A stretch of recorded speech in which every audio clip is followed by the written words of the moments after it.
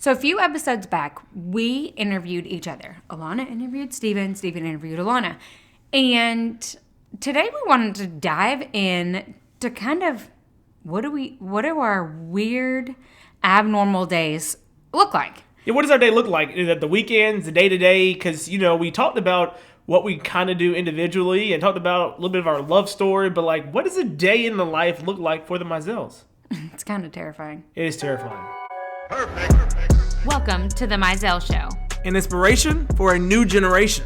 Hi, I'm Alana Mizell, a loving mother of two, a devoted wife to Steven, and an entrepreneur helping women realize their dreams and potential.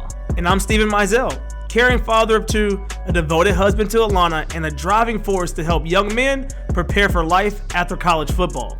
And if that wasn't enough, we're a biracial couple. She was raised in the North, but I was raised in the South. The only thing normal about our lives, who am I kidding? It's never normal around here. Join us for the Mizell Show. Right now. So, the day in a life. This is of course,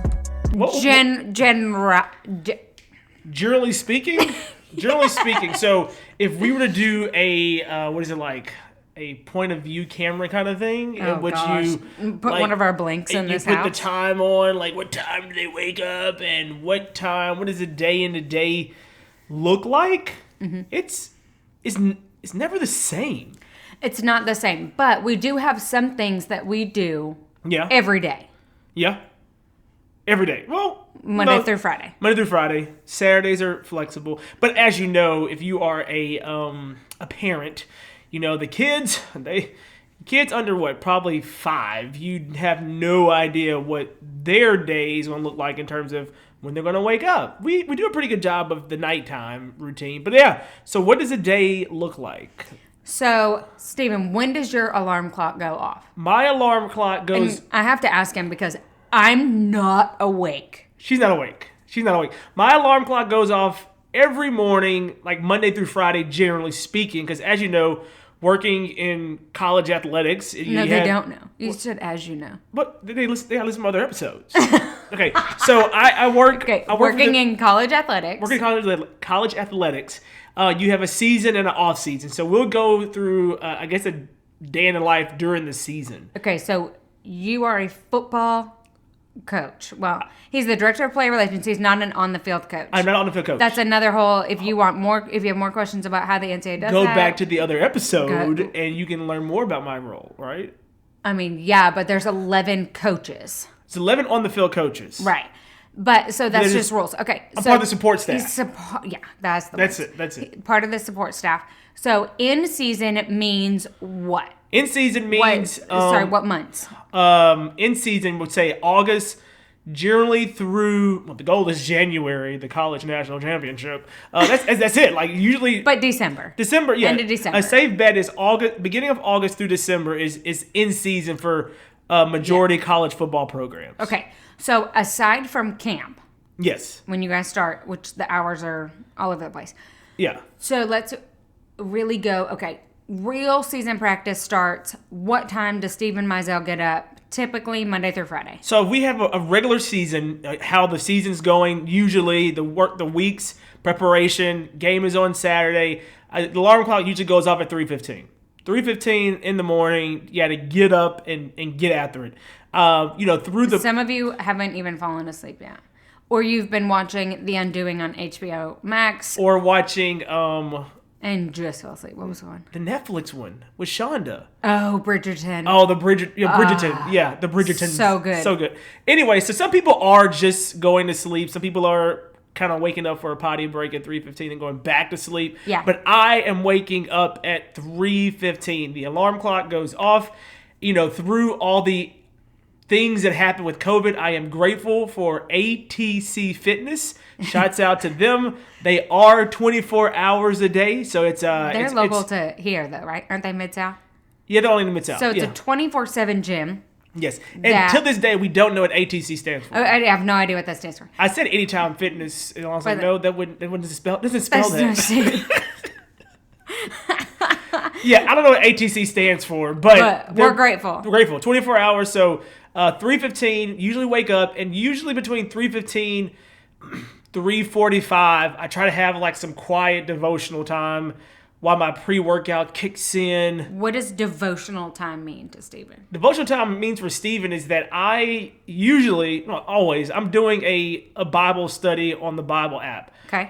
Everybody's getting shots out in this episode. I know. ATC, I'm just getting started. No, the Bible app. The Bible app is usually different, 5-day, 10-day things that I'm working through. Recently, I've done some by Charles Stanley, of course, Steve Verteg, a lot of people. It depends on the season, and also, with the way the internet like chases you and follows you, it pops up. Oh, you're interested in this one? I'm like, yeah, I'll sign up for that one.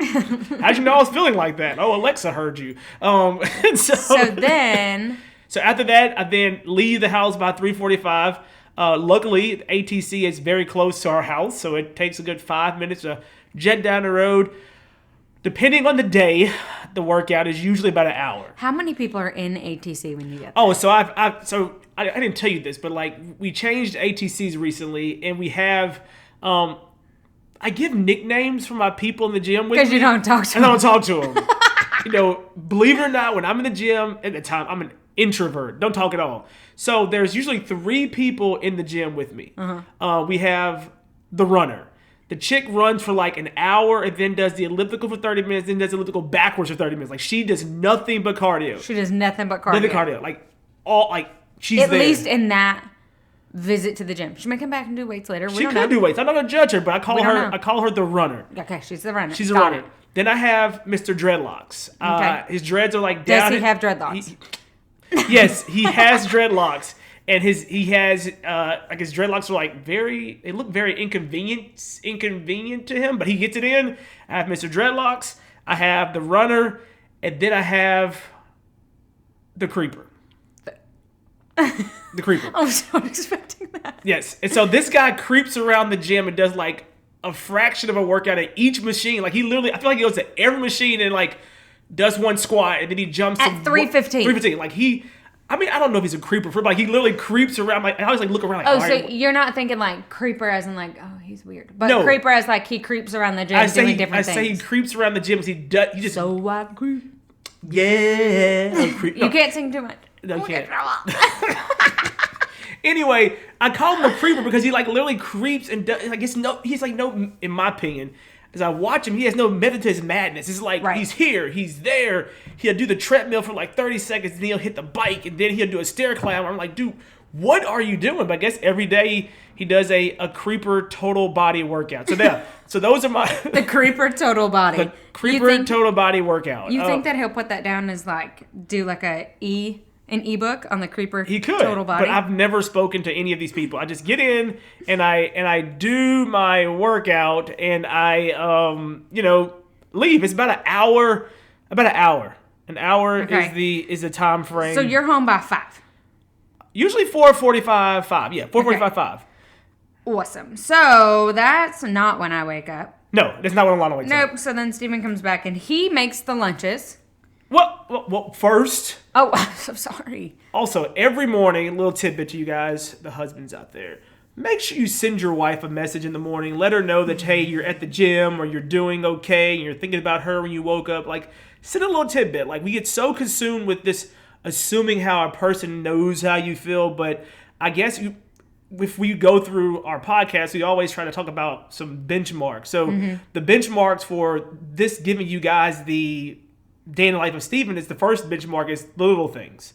The little things are important in your routine. And the little things that I try to do every single day, sometimes she reads them, sometimes she doesn't read them. She reads them all the time. I send Alana a text. I know she's asleep, but I'll send her a text message just like, hey. If I don't have coffee yet, do we count?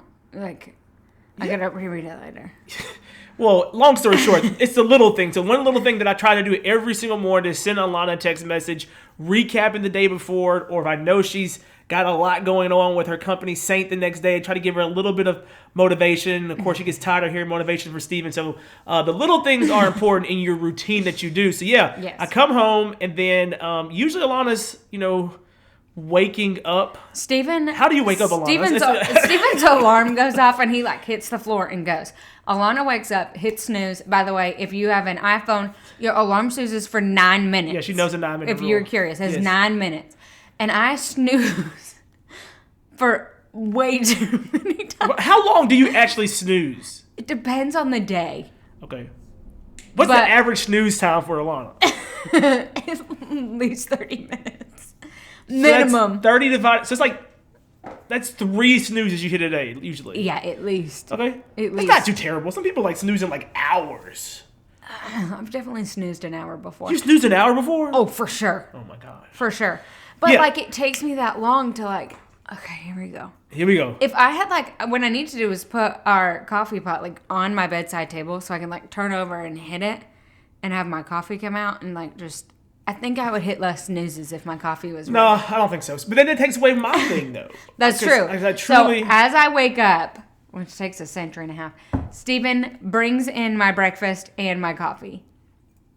I'm going to sound like a big old brat. No, you're not. I mean, at the end of the day, I'm getting back, and I know, all right, Alana's probably waking up / snoozing, and so I'll hit the coffee machine. Funny story.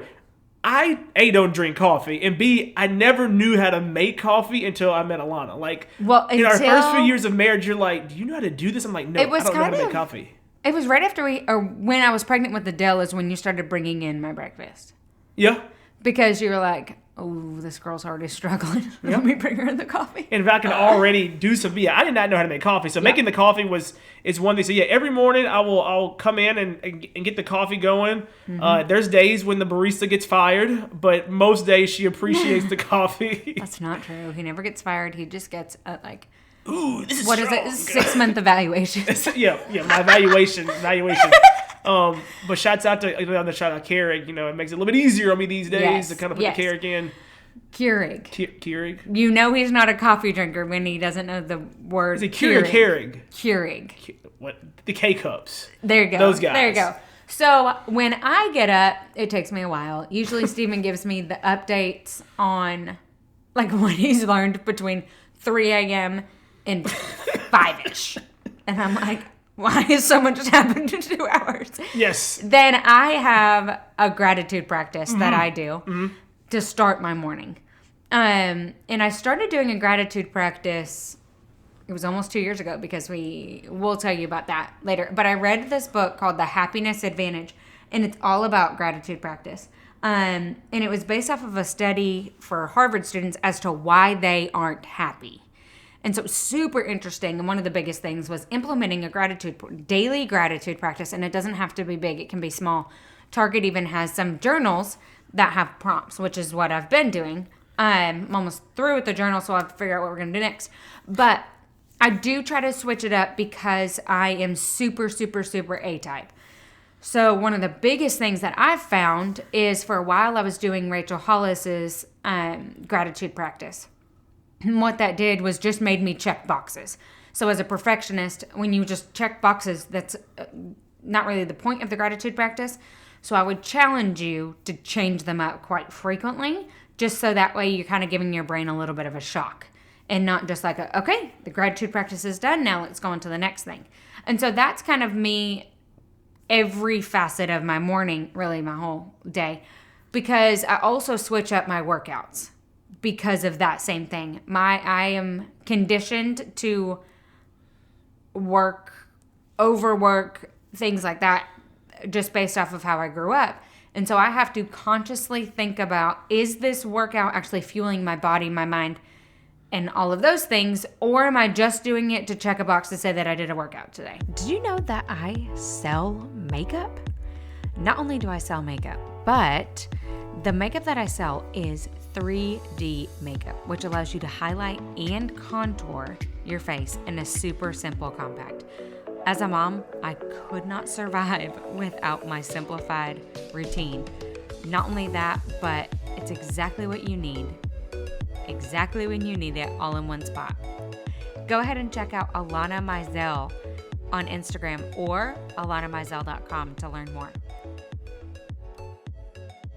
And that's huge. It is huge because, I found myself in a rut or a frustration period with going to the gym, and I would go, but I would just be dragging. And Alana helped me reevaluate, said you need to wake up and think about why you are going to the gym. Are you going? And you can't be the superficial, like, I want this part of my body, but like, why physically are you going? Are you trying to be a healthier father, a healthier husband? What are these things actually doing to help you? And then we'll also find a little bit more motivation in terms of that gym experience that is maybe hard, or even your workout. And I will tell you that when you figure out mentally why you're wanting to do a workout, a new business, or anything like that, I challenge all of my artists to video themselves. It's just a video for you.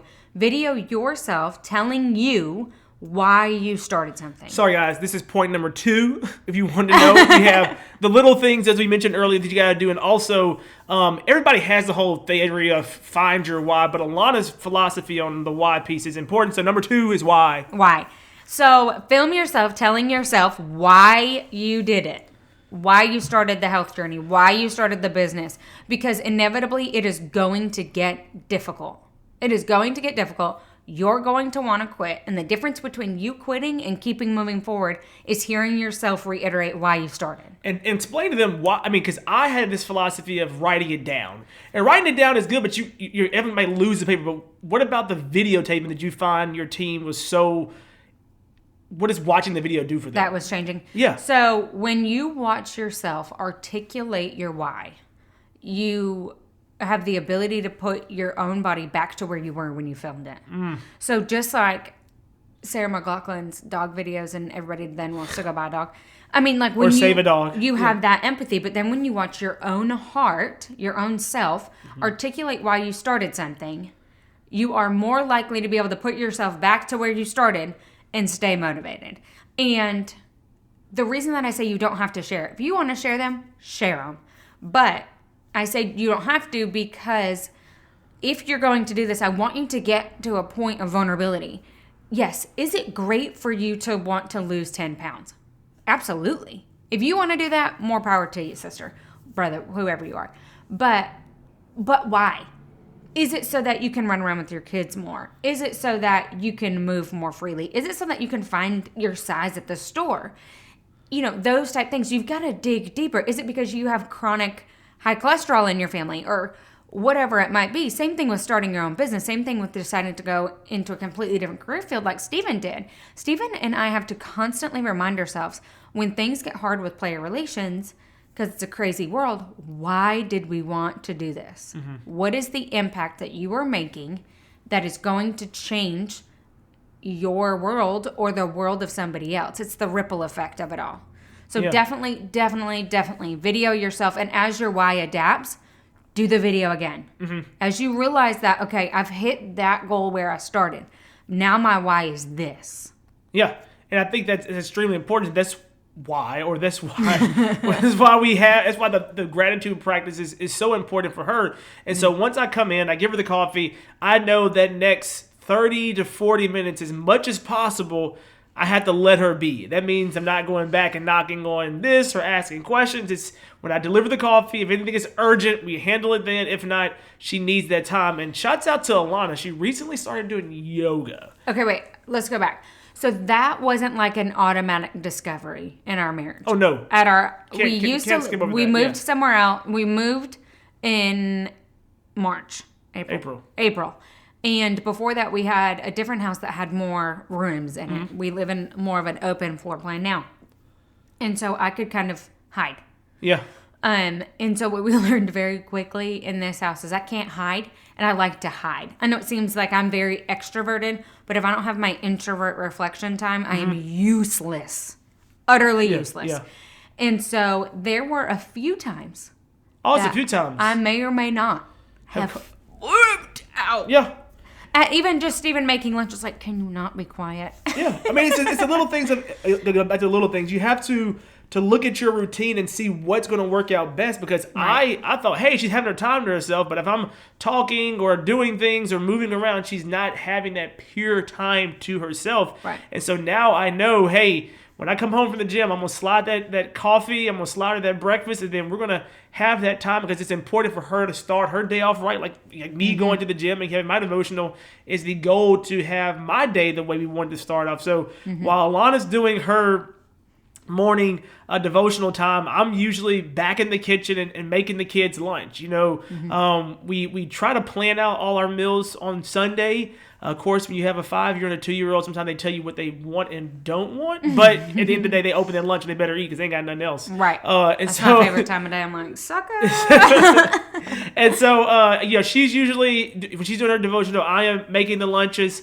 Then, of course, we have a beautiful, wild, and crazy golden doodle. So I get the morning going with the dog. And so by the time 6:30 hits, we hear, woo, woo, woo, or we hear screaming. By the way, that's not a cop car. That's Briggs. That's Briggs. That's Briggs waking up. Briggs is a cop car. Briggs is a cop car. Fire hydrant going off. Whatever he heard before he goes to bed, he usually wakes up screaming. And Briggs is our 2-year-old boy. And he is a boy. He's a boy. Yeah. And so Briggs usually wakes up. But the good thing, Alana usually, before she's during her time, does a good job of helping me. You can tell the days that I dress the kids and the days that mommy dresses the kids. If you see Adele and Briggs, they're rocking J's and joggers every day. Daddy's done it. Alana looks in the closet. He hasn't worn this outfit, or where's that? I loathe when they go through sizes, and I'm like, he didn't even wear that. He didn't wear it, or Daddy didn't look in the back of the closet where it was to dress them. So, usually when Alana's finishing up her time is when the kids are waking up. And depending on what day it is with my meeting, sometimes I'm out of the house by 6:30, sometimes 5:30 in the morning, just depending on when our team meetings are during the season. But if I'm going to the office on a quote unquote usual regular day at maybe at 7:45, I am able to at least help her get breakfast on the table for the kids, get them dressed, and have their lunches ready. And that's a huge part of our morning routines. Also, I like to respect Alana's day, and so many times people assume if your husband or wife is an entrepreneur, all they have all day to do. But I want her to be able to get dressed and be ready when the kids go to school too. Yeah. And so that was one of the biggest things that happened when I left a typical corporate not corporate, but a typical 9-to-5 job. Was I still needed my days to be structured as if I was going into the office, because I think that entrepreneurs, as they first get started, they're just like, oh, it's fine. I'll just do a little bit. I'll do a little bit. Well, your little bit doesn't amount to anything. And we can talk about entrepreneurship a ton. Yeah. But so I really, really try to have myself somewhat together and take care of the kids. And then we are out the door in time to bring them to school. So Briggs goes to school Tuesday, Wednesday, Thursday. So I keep him on Monday and Friday. And it is always a trip. That guy. But I am grateful that I have the flexibility with Saint Beauty that I can have him on Mondays and Fridays and still have that one-on-one time that Adele was able to have because she was an only child, but Briggs was never able to have. So he still has that.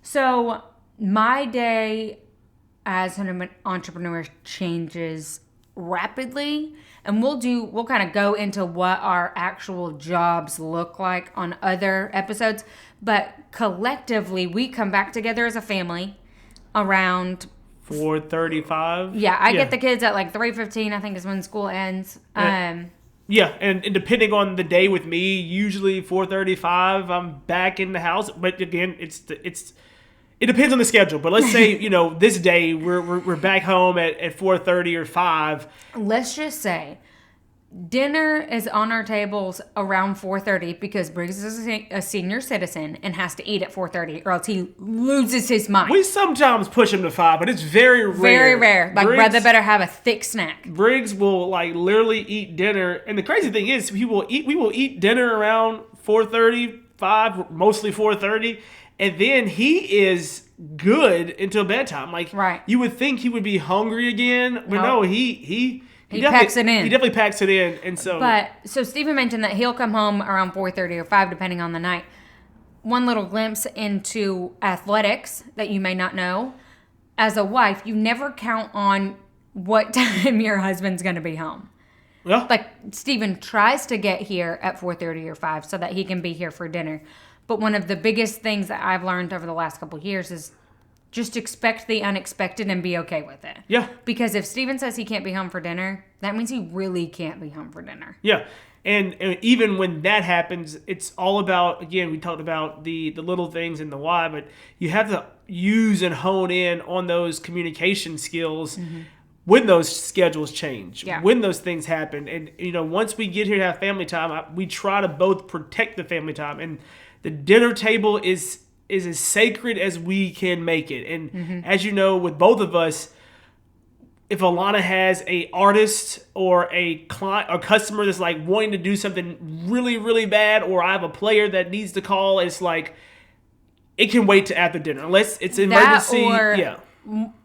What we started very early in our marriage was to look at each other and say, "Can I answer this if it is needed?" Yes. And having the liberty for each other to say, "Can it wait?" One. Or two, yes. Yeah. So that balance between was super important for me because my dad worked a lot. So I never really understood why he wasn't there. And so we want to be able to articulate why daddy has to get up from the table or why mommy's got to get up from the table and still help them to understand that the value of our children and the value of dinner time doesn't change based off of the fact that somebody else is needing something from mommy and daddy. Yes, and the biggest thing also is just like the communication, because if I walk in the door at 4:30 or 4 and Alana's like, "Hey, I'm about to take 2 calls after dinner," then I know that I can, hop on and do some hanging out with the kids, daddy duty while she takes the call. Right. But it's just, it's very difficult for either partner if you just get a call or you just go back and you don't tell that call is coming or whatnot. So for us, neither of our jobs lend to a turn the office off at 4, 5, 6. 7, 8, 9. Ever. Yeah. So that doesn't exist. It doesn't exist for us to turn off our jobs on the weekend. So we have to overly communicate. And that kind of goes back to at the end of dinner, we do a gratitude practice, and we'll have to loop back up to the morning after this. But we do a gratitude practice that we've been journaling for almost 2 years. It'll be 2 years this month. And so within that, it came from the Happiness Advantage. But we do 3 gratefuls at dinner that I write down. And the reason that I write them down is 1, because I remember them better. And 2, because we can reflect on them. What is so fun is once we started to hit a year, we'd go back to the year before and say, okay, on January 15th, what did we say last year? Yeah. Or whatever it was. And so Adele has 3. We each have 3. So Adele goes, Daddy goes, Mommy goes, Briggs now goes, which is always a trip. Always a trip. But it's so what's the word I'm looking for? Impactful. Refreshing. I think the biggest thing for me, snaps you back to reality when your 2-year-old and 5-year-old have jaw-dropping gratitude. Yeah, and it helps you think through what happened through your day as an adult and to be grateful for it. And to hear those things that the 2-year-old and the 5-year-old say, you're like, man, that did happen today, and I just completely overlooked it and just assumed that it was going to happen. And so I was very excited and very happy and very overjoyed when Alana brought this practice to us. And it's something that's really something that the kids look forward to, that we look forward to having that time together. And it will just melt you as you start to implement this gratitude practice. When you're out to dinner with family or you're over at somebody else's house, they'll say, well, what about gratefuls? And then you include everybody. So there are times within our grateful journal that we have additional people. And what does that do? That reminds us that our table was open for more people. And that the people that we chose to expose our children to wanted to invest in the traditions that we were creating. And, my mama heart is just overjoyed with when Adele and Briggs may or may not have kids, but when they get older, they come back and they want to look at our gratitude journals from when, what was Briggs saying when he was 2? Well, Briggs says he's happy for Blimpie, Nana, Granny, and Pawpaw. He loves his Pawpaw. Yeah, he loves his Pawpaw, but he's now understanding that principle of it. And I think it's very important. So, after dinner, we have a window of 2.5 hours before bedtime. Usually by 6 o'clock, 6:15, we are telling them that we are PJs on and we are watching one of their favorite shows, and we have them also kind of trained to the beautiful friend Alexa. We'll set a timer. And yes, if your kids are not listening or they're losing their mind towards bedtime, one of the biggest things we had to implement with Briggs, Adele has always listened. Yeah. So not as much of a deal. Briggs, not a fan of the listening. Yeah. He's also too. But we implemented a timer to where we tell Alexa when to go off, or our phones or whatever.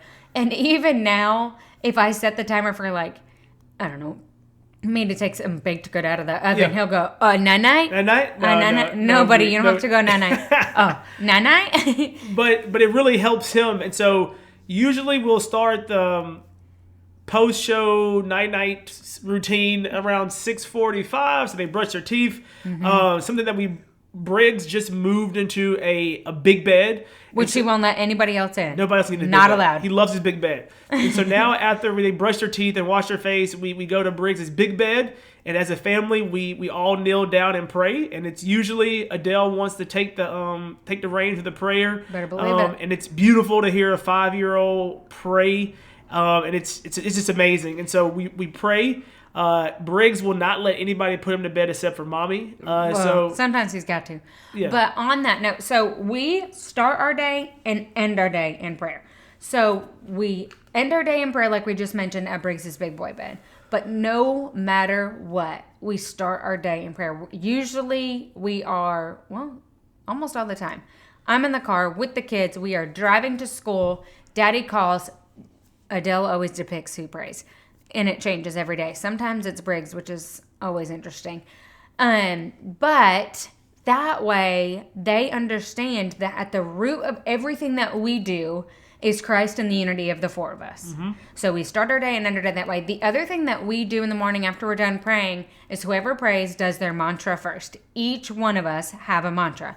Adele's is, I am strong, I am smart, I am brave, I am courageous. And all of us end with, I love myself. And somewhere along the lines, a roar started to happen after that. Yes. And everybody's got a roar like, rah! And I think the mantra is extremely important, kind of like the gratitude practice, to remind yourself of who you are and the value that you're bringing to that job, to your family, to that day. And so it helps you do that. Don't let that day go by without remembering, Adele, that you are strong, you are courageous, you are smart. Like, no matter what anybody else says, if she truly believes that in and of herself, and Briggs has the same mantra, then they will start to believe that no matter what adversity they get. And so they're hearing that every day at 2 and 5 years old. We started it with Adele last year. So 2 and 4 is when they're starting it. Yeah. So imagine when she's 14. And we're She's not going to want to do it anymore. But we're going to make her do it. And Steven's is, I am confident, I am handsome, I am impacting others, and I love myself. And so when we started to do that, it was February of last year. And on top of that, it was kind of like, okay, let's find words for both Steven and I that are declaring who we are, but also words that we are struggling on the daily to really believe. So mine are, I am beautiful, I am valuable, I am changing others' lives, and then I love myself. So ours are a little bit shorter, but both of us struggle to believe. I struggle to believe in my value every day.